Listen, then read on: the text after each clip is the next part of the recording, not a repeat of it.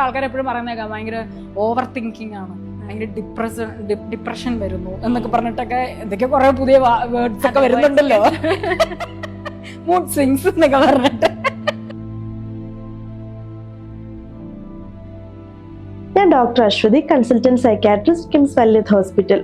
ഈ വീഡിയോ സമൂഹത്തിനൊരു തെറ്റായ മെസ്സേജ് ആണ് നൽകുന്നത്. അതായത് ഡിപ്രഷൻ പോലെയുള്ള അവസ്ഥയൊന്നും യാഥാർത്ഥ്യത്തിൽ എക്സിസ്റ്റ് ചെയ്യുന്നില്ല എന്നൊരു തെറ്റായ പ്രചരണം. അത് മനസ്സിലാക്കണമെങ്കിൽ എന്താണ് ഡിപ്രഷൻ അല്ലെങ്കിൽ വിഷാദ രോഗം എന്നറിയണം. ഒരു വ്യക്തിക്ക് ഉണ്ടാവുന്ന സാധാരണ സങ്കടത്തെ അല്ല ഡിപ്രഷൻ എന്ന് പറയുന്നത്. സങ്കടം എന്ന് പറഞ്ഞാൽ ജീവിതത്തിലെ പ്രതികൂല സാഹചര്യങ്ങൾ ഉണ്ടാവുന്ന ഒരു നോർമൽ റിയാക്ഷൻ മാത്രമാണ്. എന്നാൽ ഡിപ്രഷൻ ഒരു മാനസിക രോഗമാണ്. അതിന് പല ലക്ഷണങ്ങളും ഉണ്ട്. പ്രധാനമായും 2 ആഴ്ചയോ അതിൽ കൂടുതലോ നീണ്ടു നിൽക്കുന്ന സ്ഥായിയായ വിഷാദഭാവം, ഒന്നിലും താല്പര്യമില്ലാതെ ഇരിക്കുക, പണ്ട് ജീവിതത്തിൽ ആസ്വദിച്ച് ചെയ്തുകൊണ്ടിരുന്ന കാര്യങ്ങളൊന്നും ചെയ്യാൻ പറ്റാതെയാവുക. ഡിപ്രഷൻ ഏത് പ്രായത്തിലുള്ള ആളുകളെയും ബാധിക്കാം, കുട്ടികൾ തൊട്ട് പ്രായമുള്ള ആളുകളെ വരെ. ചിലപ്പോൾ ഈ ലക്ഷണങ്ങൾ മാറ്റം ഉണ്ടാകാം. ഉദാഹരണത്തിന് കുട്ടികളിൽ ചിലപ്പോൾ ഇത് പഠനത്തിൽ പിന്നോട്ട് പോവുക, പെട്ടെന്ന് ഉൾവലിയുക, ആക്റ്റീവ് ആവാതെ ഇരിക്കുക, അങ്ങനെയൊക്കെ ആകാം.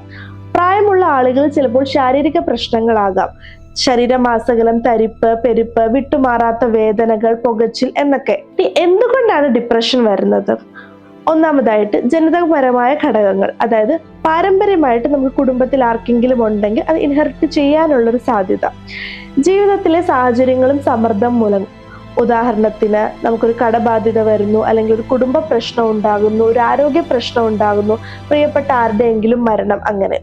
പിന്നീട് തലച്ചോറിലെ കെമിക്കൽസിന്റെ വ്യതിയാനം, പ്രധാനമായും സെറട്ടോണിൻ, നോറെപ്പിനെഫ്രിൻ എന്നൊക്കെ പറയുന്ന കെമിക്കൽസിൽ ഉണ്ടാവുന്ന മാറ്റങ്ങൾ മൂലം, ചില ശാരീരിക പ്രശ്നങ്ങൾ മൂലം, തൈറോയിഡ് അസുഖങ്ങൾ, ചിലപ്പോൾ തൈറോയിഡ് അസുഖത്തിന്റെ ആദ്യത്തെ ലക്ഷണം ഒരു വിഷാദ രോഗമാവാം, ചിലതരം ക്യാൻസറുകളിൽ. പിന്നെ സ്ത്രീകളിൽ പ്രസവശേഷവും ആർത്തവ വിരാമ ഘട്ടത്തിലും ഉണ്ടാവുന്ന ഹോർമോണൽ ചേഞ്ചസ് മൂലവും ഡിപ്രഷൻ ഉണ്ടാവാം. ഡിപ്രഷന് ചികിത്സയുണ്ടോ? യെസ്, കറക്റ്റ് ആയിട്ട് ട്രീറ്റ്മെന്റ് ഉള്ള ഒരവസ്ഥയാണ് ഡിപ്രഷൻ. ശാരീരിക പ്രശ്നം പോലെ തന്നെ കൃത്യസമയത്ത് ട്രീറ്റ്മെന്റ് എടുക്കേണ്ടതുമാണ്. Mental health is not a joke. നിങ്ങൾക്കോ നിങ്ങളുടെ കൂടെയുള്ള ആർക്കെങ്കിലും എന്തെങ്കിലും മെന്റൽ ഹെൽത്ത് കൺസേൺ ഉണ്ടെങ്കിൽ ഹെൽപ്പ് സീക്ക് ചെയ്യുക, ട്രീറ്റ്മെന്റ് എടുക്കുക.